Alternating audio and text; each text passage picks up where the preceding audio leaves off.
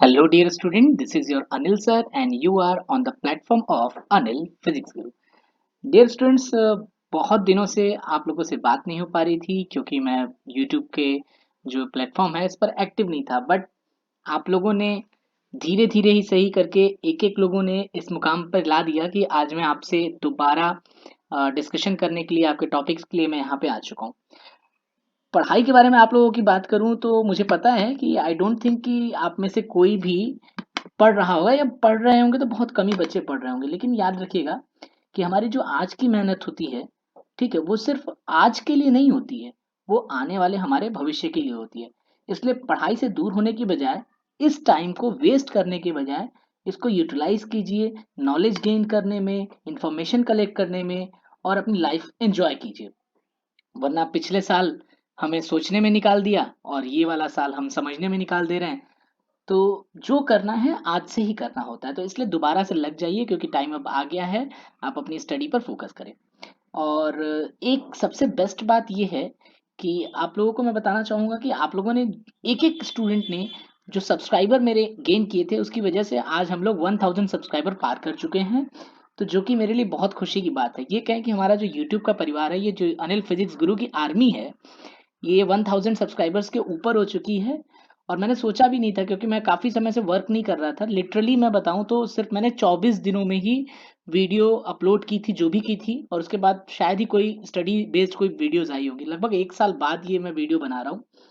So thank you so much कि आप लोगों ने इतना सारा प्यार दिया और सपोर्ट करके आपने सब्सक्राइबर को इतने ज़्यादा अमाउंट तक ला दिया है।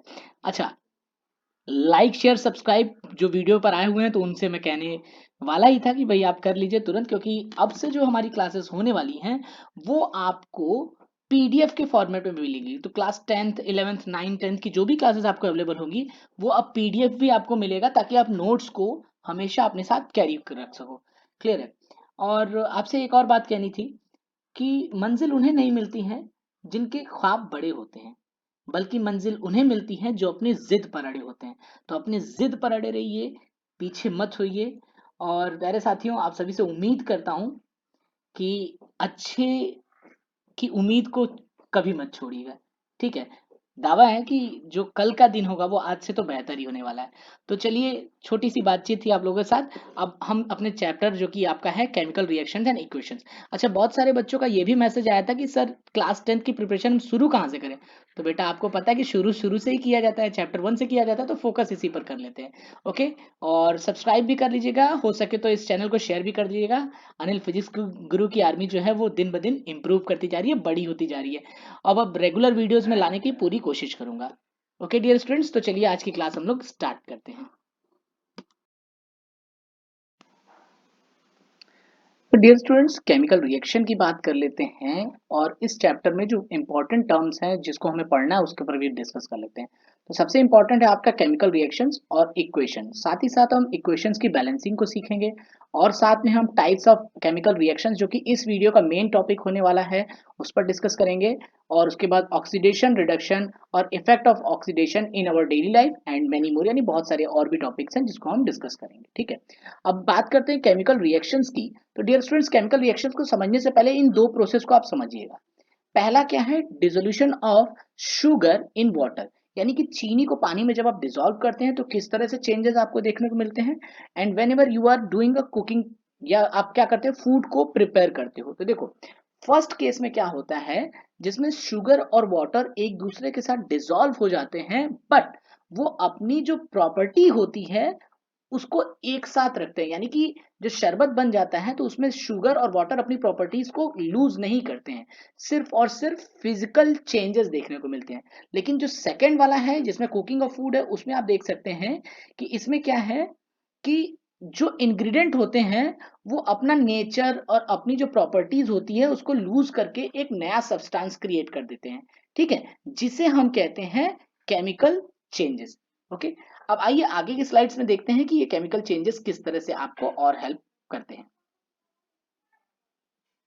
अब यहां पर आप देखिएगा, दो इक्वेशंस आपको दिए हुए हैं। एक फर्स्ट इक्वेशन में आप यहां पर आप देख सकते हैं कि हाइड्रोजन है और क्लोरीन है। ठीक है?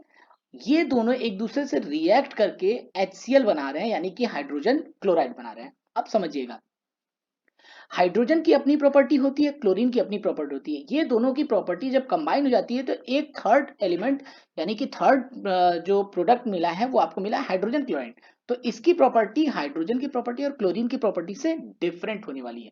केमिकल इक्वेशंस देख सकते हैं, H2 plus Cl2 that is 2HCl। Okay, अब देखिए एक और चीज समझिएगा कि रिएक्टेंट क्या होता है और प्रोडक्ट क्या होता है। तो मैं बता दे रहा हूं, रिएक्टेंट जो होता है किसी भी केमिकल रिएक्शंस में जो रॉ मटेरियल जो होता है, जो भी फर्स्टली यूज किया जाता है, उसको हम कहते हैं रिएक्टेंट।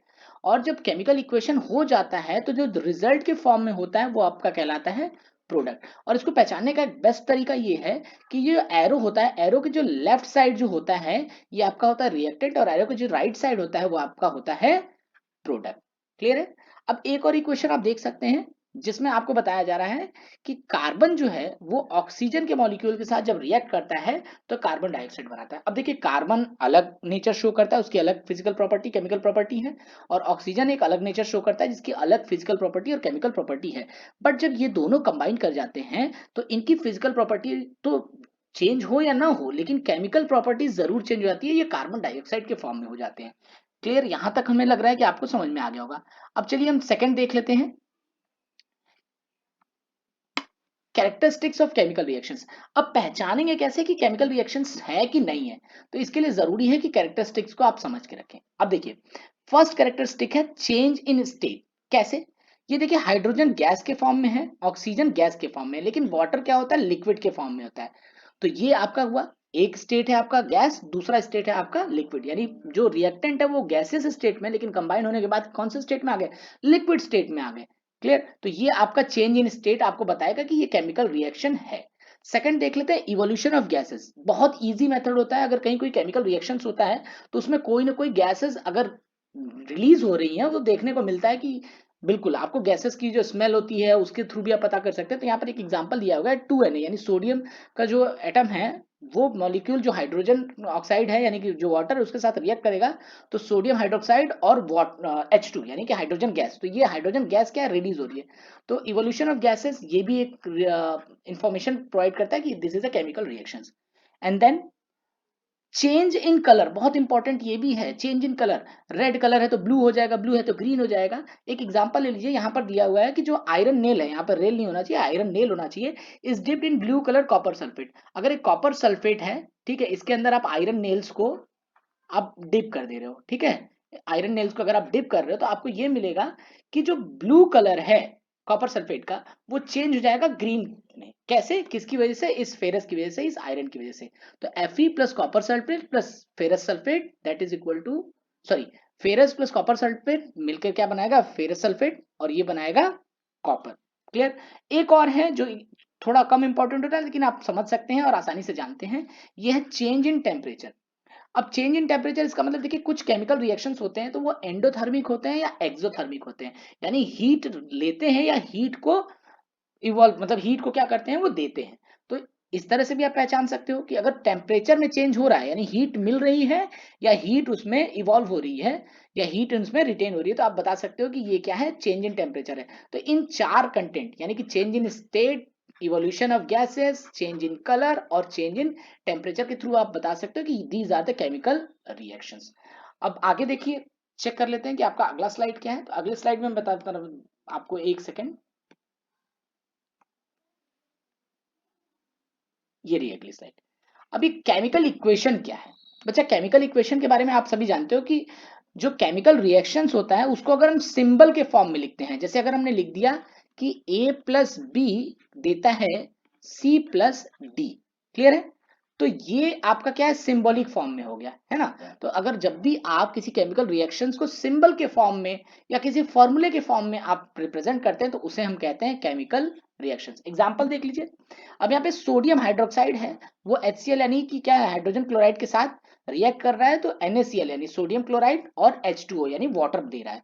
तो अब इसको तो हम ऐसे लिख सकते थे कि सोडियम हाइड्रोक्साइड प्लस HCl, ये जो आप क्या कर सकते कि सिर्फ केमिकल रिएक्शंस के उनके नेम के फॉर्म में लिख सकते थे, बट अगर हमने उसको सिंबल्स के फॉर्म में लिखा तो ये आपका हो जाता है केमिकल रिएक्शंस। ओके, और ये बेस्ट एग्जांपल है, आप केमिकल रिएक्शंस का एग्जांपल में आप यूज कर सकते हैं। आइए चलते हैं नेक्स्ट, आपके जो स्लाइड है उसको देखते हैं कि क्या है।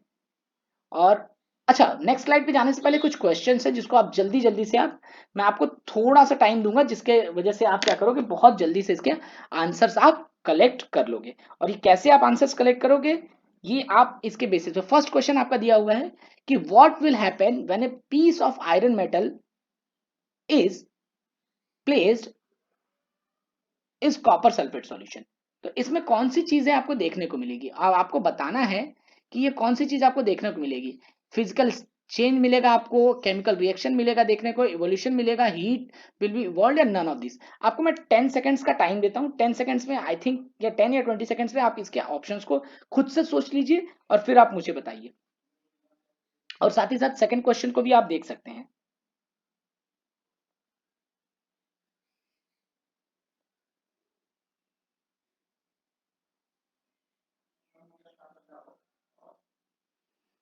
बिल्कुल, कुछ बच्चे आंसर्स आप सोच लिए होंगे अपने मन में, और मुझे पता है कि आप लोगों ने आंसर बहुत अच्छे से सोचा होगा। तो चलिए आंसर जल्दी जल्दी से आप लोग, अगर आप टाइप कर सकते हो चैट बॉक्स में तो टाइप कर दो, ताकि मुझे पता चले कि कब किसने वीडियो देखी और किसने आंसर सही सही लिख दिया। ओके, ओके, तो चलिए हम डिस्कस कर लेते हैं। यहाँ पूछ रहा है what will happen when a piece of iron metal is placed in copper sulphate. तो कॉपर सल्फेट में जब आयरन पीस को, मेटल को आप क्या करेंगे, प्लेस करेंगे, तो अभी अभी हमने एग्जांपल्स में ऊपर बताया था कि क्या होगा, ये केमिकल रिएक्शन है, it's not a physical change, evolution of gases, none of these तो होगा नहीं, हीट विल बी डिजॉल्व नहीं, ये एक केमिकल रिएक्शन होगा, है ना। सेकंड क्वेश्चन देख लीजिए क्या है, respiration is an example of chemical change. बिल्कुल होना चाहिए कि नहीं होना चाहिए, अब आप बताइएगा। The reaction involve in these are, first carbon dioxide होगा, ग्लूकोज होगा, carbon dioxide plus water, glucose and oxygen, and none of these. तो इसका आंसर आप बताइए जल्दी से। चैट बॉक्स में मैं आपको 10 सेकंड्स का मौका दे रहा हूं, अभी चैट बॉक्स में आप जाइए और उस पर आंसर लिख दीजिए कि सेकंड वाले का क्या आंसर होगा। यस, अगर आपने लिखा है answer will be glucose and oxygen, तो यस आपका एकदम करेक्ट आंसर है। अब देखो, ग्लूकोज और ऑक्सीजन का जो रिएक्शन होता है कुछ इस तरह से होता है, ये बहुत इंपॉर्टेंट रिएक्शन है, इसको आप लोग समझ भी सकते हो। ये क्या है, C6H12O6, ये आपका ग्लूकोज का फॉर्मूला होता है, और इसको रिएक्ट करा दिया आपने ऑक्सीजन से, यानी 6 मॉलिक्यूल्स ऑफ ऑक्सीजन आपने यूज कर दिया, तो क्या मिलेगा आपको, ये मिलेगा आपको 6 मॉलिक्यूल जो है वो कार्बन डाइऑक्साइड के मिलेंगे, और साथ ही साथ में मिलेगा 6 मॉलिक्यूल्स ऑफ वाटर। तो अब देखो क्या मिल रहा है आपको, कार्बन डाइऑक्साइड और वाटर आपका क्या हो रहा है, रिलीज हो रहा है, ठीक है। तो ये क्या है आपका केमिकल रिएक्शन है। Respiration is an example of chemical change, the reaction involve in these are. तो यानी ग्लूकोज और ऑक्सीजन ही तो, देखो क्या होता है, आपके जो शरीर में ग्लूकोज होता है उसके साथ ऑक्सीजन रिएक्ट करता है, तो हम क्या करते हैं, रेस्पिरेशन में कार्बन डाइऑक्साइड रिलीज करते हैं और थोड़ा सा वाटर भी हम रिलीज करते हैं। सांस लेते हैं, जब आप अपना नोज के पास टच करते हैं तो आपको हल्का हल्का सा लगता है ना कि कुछ लिक्विड टाइप का, वेपर टाइप का निकल रहा है, तो yes that is same thing. Okay, अब आइए हम लोग चेंज कर लेते हैं स्लाइड को, स्लाइड को हम लोग चेंज करके अब अगला जो है स्लाइड वो देख लेते हैं। ये क्वेश्चन एक और आ गया, a balanced chemical equation is in accordance with which one of the following laws given below. तो इसमें से बताना है the law of conservation of energy है, या the law of conservation of mass है, या लॉ ऑफ कांस्टेंट प्रोपोर्शन है, या लॉ ऑफ मल्टीपल प्रोपोर्शन है, या नन ऑफ दीज है। जल्दी से फिर से 10 सेकंड्स आपको मैं दे रहा हूं, 10 सेकंड्स में आप बहुत अच्छे से इस चीज को समझ सकते हैं कि हाँ कौन सा रिएक्शंस आप इसमें आंसर दे सकते हैं। चलिए जल्दी से बताइएगा कौन सा केमिकल रिएक्शंस है, इसमें आंसर क्या होगा।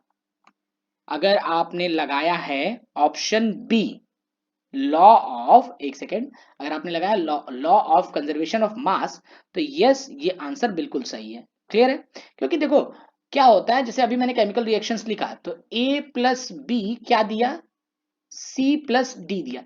तो जो रिएक्टेंट का जो मास होता है और जो प्रोडक्ट का मास होता है वो क्या होता है, सेम होता है, यानी मास ऑफ रिएक्टेंट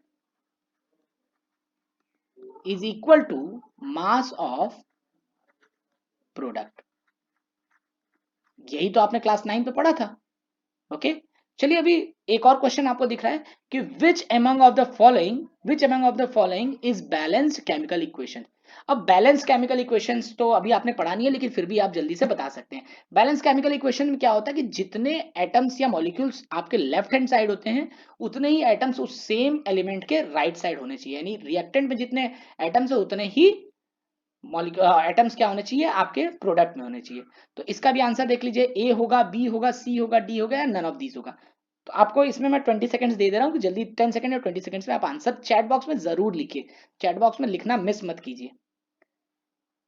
ओके, अगर आप लोगों में से मैक्सिमम ने ये ए वाले पर अगर टिक किया तो ये बिल्कुल सही है, क्योंकि आप मैच कर लीजिए कि मैग्नीज जो है, Mn जो है, यहाँ पर Mn है, ऑक्सीजन के 2 मॉलिक्यूल्स है तो यहाँ पर 2H2 है, तो यानी कि 2 मॉलिक्यूल्स ऑफ ऑक्सीजन है। 4 हाइड्रोजन के मॉलिक्यूल्स हैं तो यहाँ पर आप देखेंगे 2H2 यानी 4 हाइड्रोजन के मॉलिक्यूल्स हैं। क्लोरीन क्या है, 4 मॉलिक्यूल्स ऑफ क्लोरीन है, तो देखो यहाँ पर Cl2 2 है और यहाँ पर Cl2 2 है। बाकी सब क्या है, अनबैलेंस्ड है। बाकी सब क्या है, अनबैलेंस्ड रिएक्शन है। नन ऑफ दीज तो होगा नहीं, क्योंकि आपको पहला ही ऑप्शन आपको मिल गया था कि this is a balanced equation. Okay, तो अभी चलते हैं हम लोग नेक्स्ट स्लाइड पर। ये है आपका टाइप्स ऑफ केमिकल रिएक्शंस। जो केमिकल रिएक्शंस होते हैं वो मेनली आपके 4 कैटेगरी में डिवाइड किए जाते हैं। एक combination reaction, decomposition reaction, displacement reaction, double displacement reactions. अच्छा, बाकी जो प्रेसिपिटेशन रिएक्शन है, जो रिडॉक्स रिएक्शन है, इसको हम बाद में पढ़ लेंगे, या इसी इसी स्लाइड में पढ़ पाएंगे तो पढ़ पाएंगे, लेकिन मेजरली जो आपके क्वेश्चंस जो पुट होंगे वो टाइप्स ऑफ रिएक्शंस के 4 टाइप से होंगे, और अक्सर इन्हीं टाइप के रिएक्शंस को आपको बैलेंस करने को भी पूछ देता है। तो चलिए स्टार्ट करते हैं। सबसे पहला जो रिएक्शन का टाइप है हम उसको देख लेते हैं, वो क्या है आपका, वो आपका होने वाला है combination reaction.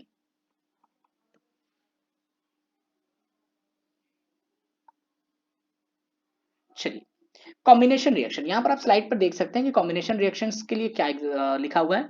Combination reactions are those chemical reactions in which two or more elements, यानी टू और मोर एलिमेंट्स और compounds combine together to form a single compound. यानी कि when two or more than two elements or compounds are react and they form a single element, एक element ही बनाएंगे, तो यहां पर क्या कहलाएगा, कॉम्बिनेशन रिएक्शन। यहां पर आप एग्जांपल देख सकते हैं कि हाइड्रोजन और नाइट्रोजन गैसेस जो हैं आपस में रिएक्ट करके अमोनिया बनाती है। तो देखो, ये हाइड्रोजन, ये नाइट्रोजन, दो रिएक्टेंट हैं, लेकिन प्रोडक्ट में एक सिंगल प्रोडक्ट बन रहा है, यानी अमोनिया क्या है, एक सिंगल प्रोडक्ट बन रहा है। तो इस तरह का जो इक्वेशन होगा वो आपका कहलाएगा कॉम्बिनेशन रिएक्शन। दो या दो से ज्यादा जब एलिमेंट या मॉलिक्यूल्स आपस में रिएक्ट करके एक नया आपका एलिमेंट या कंपाउंड बनाते हैं तो उन्हें हम कहते हैं कॉम्बिनेशन रिएक्शन। एक और एग्जांपल देख लिए, बर्निंग ऑफ कार्बन। अब बर्निंग कैसे होती है, जब भी ऑक्सीजन की प्रेजेंस होती है तब बर्निंग होती है, ठीक है। तो कार्बन का रिएक्शन जब ऑक्सीजन के साथ कराएंगे तो क्या होता है भाई, कार्बन डाइऑक्साइड गैस रिलीज होती है, किसी भी चीज को जलाइए तो, है ना। देखो, for white washing solution of calcium hydroxide slaked lime is use. It combines with carbon dioxide in air to form a layer of calcium carbonate which gives a shiny appearance to the surface of wall. अब जैसे आप जानते हो कि जब आप painting करते हो तो उस समय भी क्या होता है कि ये जो आपका कार्बन डाइऑक्साइड होता है, ठीक है, सॉरी, जो कार्बन होता है, कैल्शियम हाइड्रोक्साइड होता है, वो रिएक्ट, उसको क्या कहते हैं, स्लेक्ट लाइम भी बोलते हैं, ठीक है। अब ये कंबाइन किसके साथ हो जाता है, कार्बन डाइऑक्साइड के साथ कंबाइन हो जाता है, और एक कैल्शियम कार्बोनेट की एक लेयर दे देता है, और वो कैल्शियम कार्बोनेट की जो लेयर होती है वो शाइनी अपीयरेंस करती है, जो कि सरफेस को स्मूथ दिखा देती है ना। तो ये आपका एक एग्जांपल, जनरल सा एग्जांपल आपके लिए था। अच्छा, अब एक और हम देख लेते हैं, ये है आपका डिकम्पोजिशन रिएक्शन। अगला जो रिएक्शन है आपका डिकम्पोजिशन रिएक्शन। अब देखो, ये डिकम्पोजिशन रिएक्शन जो है बच्चा, वो आपके कॉम्बिनेशन रिएक्शन का जस्ट अपोजिट है। कॉम्बिनेशन रिएक्शन में क्या था कि दो या दो से ज्यादा एलिमेंट्स या कंपाउंड मिलकर के एक सिंगल एलिमेंट फॉर्म कर रहे थे, लेकिन यहां पर क्या है, एक सिंगल एलिमेंट दो या दो से ज्यादा प्रोडक्ट देगा, है ना। तो जैसे एग्जांपल के तौर पे देखिए कि फेरस सल्फेट जो है, अगर उसको आप गर्म करते हैं, अब ये इसको हीट को आप रिएक्टेंट मत कह दीजिएगा। हीट क्या है, आपका एक्सटर्नल फैक्टर है जो कि आप इस रिएक्शन के रेट को बढ़ाने के लिए आप देते हैं। तो देखिए, यहाँ पर सिंगल सब्सटेंस है, ये वन सब्सटेंस है, और यहाँ पर टोटल कितने सब्सटेंस बने हैं, यहाँ पे टोटल 3 सब्सटेंस बने हैं, है कि नहीं। तो जब हीटिंग किया जाता है तो ये क्या करता है, फेरस सल्फेट अपना वाटर लूज कर देता है, डिकम्पोज हो जाता है किसमें, फेरिक ऑक्साइड में, सल्फर डाइऑक्साइड में, एंड सल्फर ट्राइऑक्साइड में। देखो, फेरिक ऑक्साइड, सल्फर डाइऑक्साइड और सल्फर ट्राइऑक्साइड में क्या होता है, ये डिकम्पोज हो जाता है। तो इस तरह के जो आपके रिएक्शंस होते हैं वो आपके होते हैं डिकम्पोजिशन रिएक्शन। एक और रिएक्शन आपका होता है तीसरा वाला, जो कि है डिस्प्लेसमेंट रिएक्शन। अब नेम से क्लियर है कि डिस्प्लेसमेंट करेगा, अब जाहिर सी बात है किसी न किसी करेगा। अब बचपन में आप चले जाओ, या बचपन में अभी भी आप चले जाओ, क्या होता है, अगर आपके फ्रेंड के बगल में ठीक है, कोई दूसरा बंदा बैठा रहता है, कोई दूसरा बच्चा स्टूडेंट बैठा रहता है, तो आप क्या करते हो, उससे रिक्वेस्ट करते हो या तो फिर जबरदस्ती उसको उस जगह से हटा करके अपने फेवरेट फ्रेंड के पास चले जाते हो। तो यहां पर क्या है, डिस्प्लेसमेंट रिएक्शन भी कुछ वैसा ही है। इसमें क्या होता है, हाईली रिएक्टिव जो मोर रिएक्टिव एलिमेंट्स होते हैं वो हमेशा लेस रिएक्टिव एलिमेंट्स को क्या करते हैं, अपनी पोजीशन से रिप्लेस कर देते हैं। ठीक है, और क्या करते हैं, एक सॉल्व सॉल्यूशन क्रिएट कर देते हैं। ठीक, अब जैसे एग्जांपल में यहां पर देख सकते हो कि देखो, जो फेरस है, ठीक है, यानी जो आयरन है, जब वो कॉपर सल्फेट के साथ क्या करता है, रिएक्ट करता है। तो अब जो रिएक्टिविटी सीरीज अभी मैं थोड़ी देर में अभी आपको एक्सप्लेन करता हूं, उसमें क्या होता है कि फेरस जो है, बस इतना समझिए कि ये ज्यादा रिएक्टिव एलिमेंट है। ठीक है, तो अब जो ज्यादा रिएक्टिव होता है, ज्यादा ताकतवर होता है, तो भाई वो क्या करेगा, कॉपर को अपनी जगह से डिस्प्लेस कर देगा। जैसे आप अपनी क्लासेस में क्या करते थे, किसी कमजोर बच्चे को उसकी सीट से हटा के उसकी सीट पे खुद बैठ जाते थे। तो ये चीज आप करते थे, तो यही क्या है, फेरस जो है वो ज्यादा रिएक्टिव सब्सटेंस है एज कंपेयर टू कॉपर। तो अब इसने क्या किया, यहाँ पर कॉपर को उसने डिस्प्लेस कर दिया। तो ये आप देख सकते हैं यहाँ पे कॉपर क्या हुआ, फेरस सल्फेट बन गया और कॉपर क्या हुआ, अलग हो गया। अच्छा, कलर भी देख लीजिए, ये पहले ग्रीन कलर का सब्सटेंस था। ठीक है, अरे सॉरी, पहले ब्लू कलर का सब्सटेंस था, बाद में ये क्या हो गया, कलर इसका ग्रीन हो गया। किसकी वजह से, फेरस सल्फेट की वजह से इसका कलर ग्रीन हो गया। ठीक है, कॉपर सल्फेट की वजह से पहले ये ब्लू में था। ओके, एक और एग्जांपल देख लेते हैं।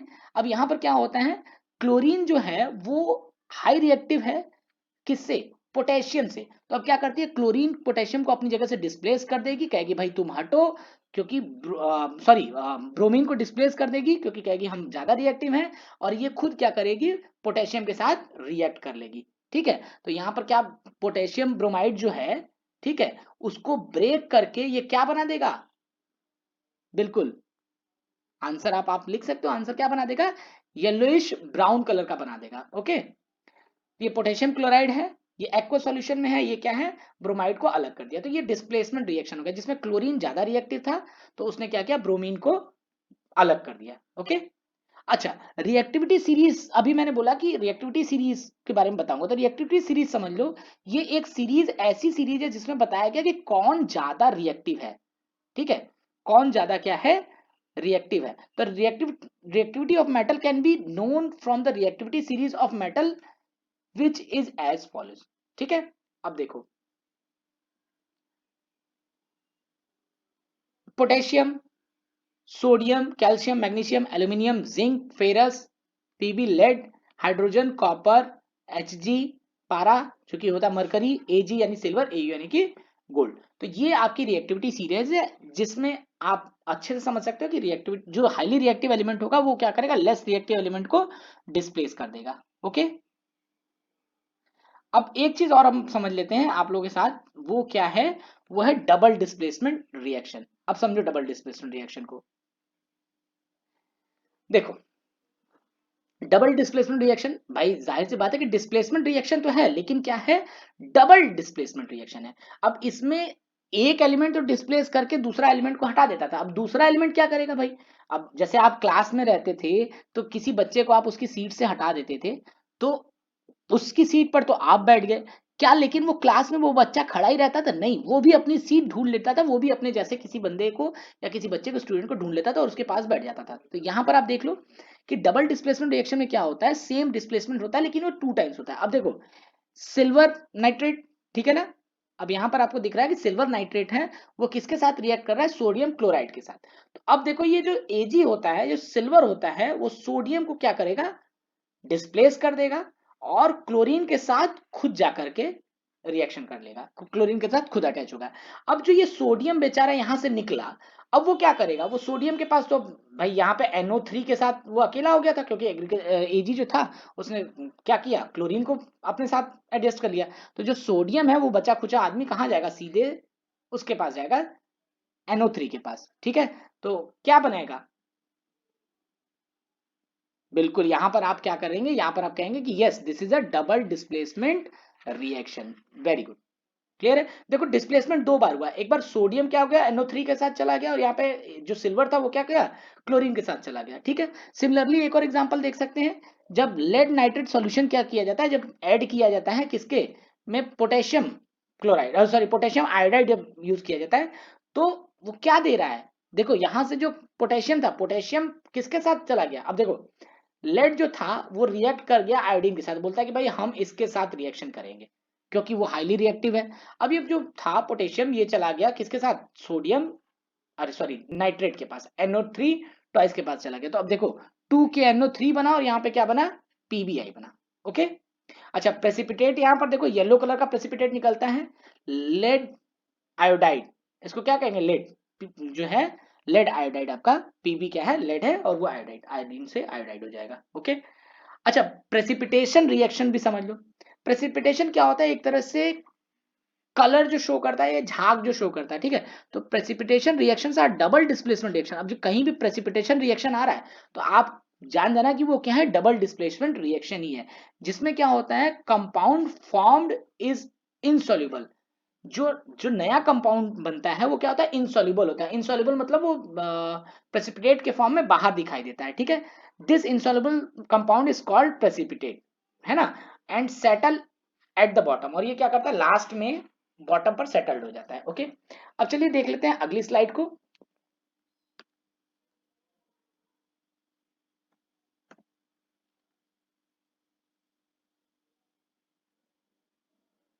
अच्छा सॉरी, स्लाइड खत्म होगी, मैंने इतना ही डिसाइड किया था कि आज की क्लास में पढ़ाऊंगा। और आई थिंक आपने डबल डिस्प्लेसमेंट डिस्प्लेसमेंट कॉम्बिनेशन और जो था, जो भी रिएक्शंस आपने चारों पढ़े उसको अच्छे से समझ लिया होगा। जाते जाते मैं इस वीडियो के लिए बस इतना कहूंगा कि ये चैप्टर बस एक महज शुरुआत है, एक एक्सपेरिमेंट के तौर पे मैंने ये कर दिया था। 1000 सब्सक्राइबर आप लोगों ने पूरे करवा दिए, तो जिसकी वजह से हम अब रेगुलर लाइव क्लासेस ले पाएंगे, और अरेंज कर लेते हैं, जल्दी से जल्दी अरेंज कर लेते हैं। ये चैप्टर 1 का एक छोटा सा ओवरव्यू था जिसमें टाइप्स ऑफ रिएक्शंस के बारे में पढ़े थे। इसकी जो लिंक जो है, PDF की जो लिंक है, मैं आपको इसी वीडियो के जो कमेंट सेक्शन है वहां पर, या तो फिर डिस्क्रिप्शन में वहां पर उसको अपलोड कर दूंगा। आप वहां पे टच करके ये पूरी की पूरी जो वीडियो की जो PDF थी वो आप पा सकते हैं। और जाने से पहले इस जो वीडियो है बहुत दिनों के बाद आई है, तो मुझे पता है कि आप लाइक तो करोगे ही, शेयर करते ही हो, तभी तो 1000 सब्सक्राइबर पूरे हो गए हैं। सब्सक्राइब आपने किया हुआ है तो शेयर कीजिए मैक्सिमम से मैक्सिमम। सो अनिल फिजिक्स गुरु की तरफ से थैंक यू सो मच। बस ध्यान रखिए बच्चा कि परिस्थितियां थोड़ी गड़बड़ चल रही हैं, एनवायरमेंट एटमॉस्फेयर में सारी बीमारियां फैली हुई हैं।